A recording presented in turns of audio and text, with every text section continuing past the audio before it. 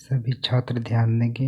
ये शिक्षा निदेशालय की तरफ से वर्कशीट नंबर 9 है। कक्षा 6 की ये वर्कशीट है। विषय सामाजिक विज्ञान। यहाँ पे छात्र अपना नाम लिखेंगे। यहाँ पे अपने क्लास टीचर का नाम लिखेंगे। ये वर्कशीट नंबर जो 23 की है, ये जो 27 तारीख को आपको करना है।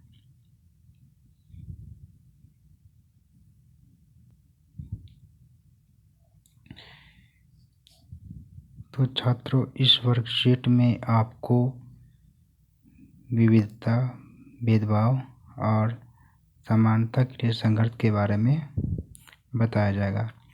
इसके पहले की वीडियो में भी आप विविधता और भेदभाव के बारे में पढ़ चुके हैं। तो आइए अब हम इसके बारे में पढ़ते हैं।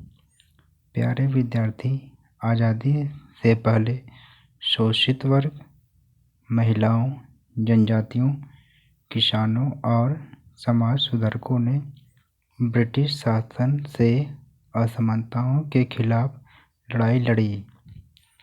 मतलब कि अंग्रेज़ों के टाइम में भी शोषित वर्ग और महिलाओं, जनजातियों, किसानों और इन लोगों पर भी तरह तरह के अत्याचार होते थे।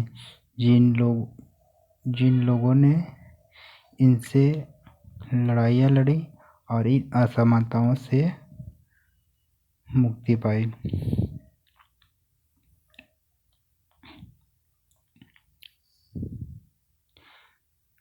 आज़ाद भारत के समाज से किसी भी असमानता और भेदभाव को दूर करने का हर संभव प्रयास किया गया है।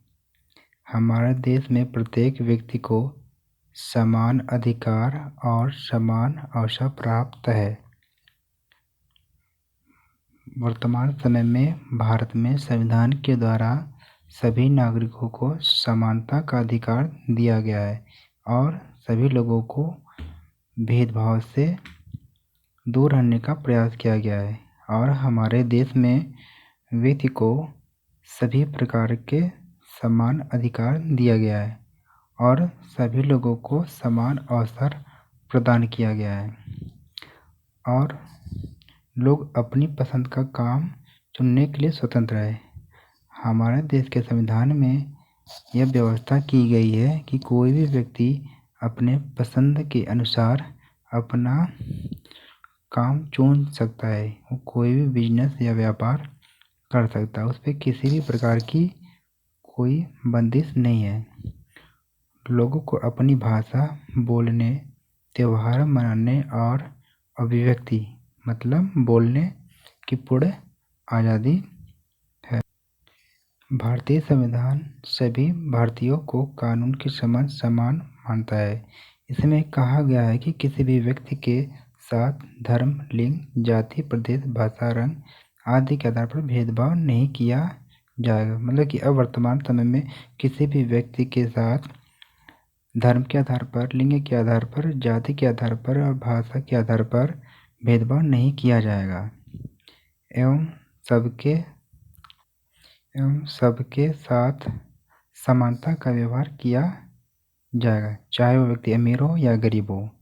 उदाहरण के लिए आप देख लीजिए, आपके विद्यालय में भी सभी के लिए खुले हैं। जो विद्यालय होता है वो सभी बच्चों के लिए होता है, चाहे वो गरीब का बच्चा हो चाहे अमीर का।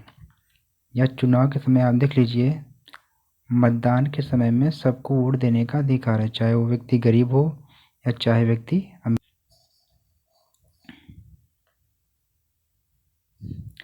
संवैधानिक उपायों के बावजूद भी भारत में असमानता के लक्षण कहीं कहीं दिखाई देते हैं। असमानता क्या है? गरीबों को सबसे ज़्यादा प्रभावित करती है। लोगों में असमानता क्यों नहीं है? इसके पीछे बहुत से कारण हैं। जैसे क्या है? गरीबी है, संसाधनों की कमी है, साधन उनके पास नहीं है, धर्म के आधार पर, जाति के आधार पर, लिंग के आधार पर इन लोगों के साथ भेदभाव होता है।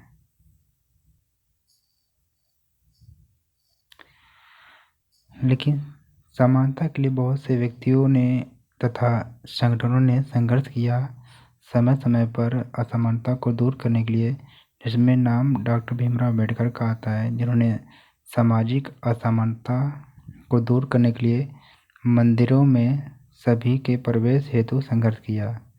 आप भी जानते हैं कि पहले मंदिरों में दलित जातियों के लोगों को जाने से रोका जाता था और स्त्री शिक्षा हेतु महात्मा ज्योतिबा फूले तथा सावित्रीबाई ने संघर्ष किया।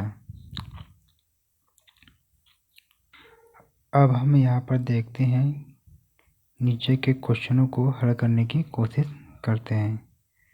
तो पहला क्वेश्चन है, समानता से आप क्या समझते हैं? तो इसका आंसर है,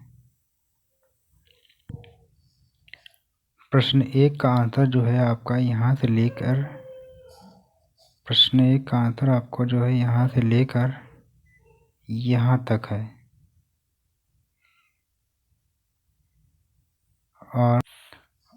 और प्रश्न 2 देखते हैं, लोगों में असमानता क्यों है, इसके मुख्य कारण क्या है?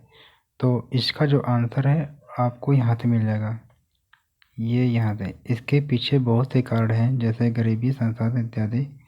यहाँ से यहाँ तक आपको जो है प्रश्न 2 का आंसर मिल जाएगा। और प्रश्न 3 हम देखते हैं,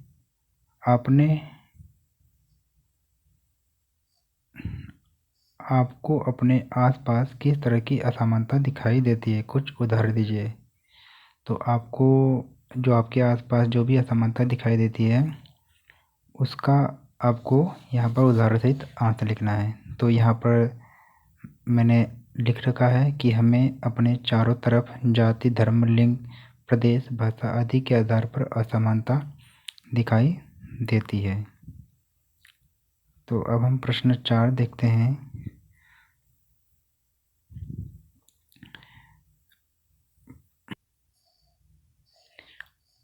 प्रश्न 4 देखते हैं, अपने माता पिता की मदद से ऐसा उदाहरण दीजिए जिसमें किसी एक व्यक्ति या कुछ व्यक्तियों ने मिलकर असमानता की स्थिति को बदला हो।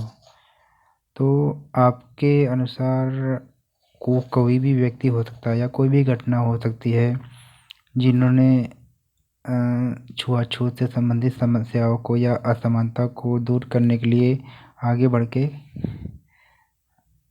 साथ दिया।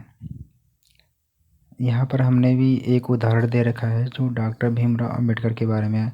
आप चाहें तो ये आंसर आप लिख सकते हैं।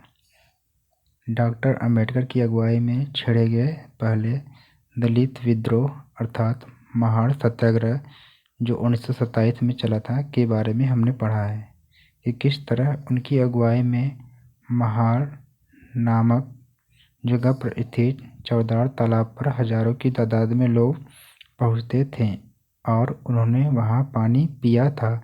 जानवरों को भी जिस तालाब पर पानी पीने से रोका नहीं जाता था, जब तालाब पर दलित को मनाही थी। कहने का मतलब थे कि उस टाइम पे क्या तालाब का पानी जानवर पीने जाते थे, लेकिन उन्हें रोकता कोई नहीं था। लेकिन जो दलित जाति के लोग होते थे, इनको तालाब पर भी पानी पीने से रोक दिया जाता था।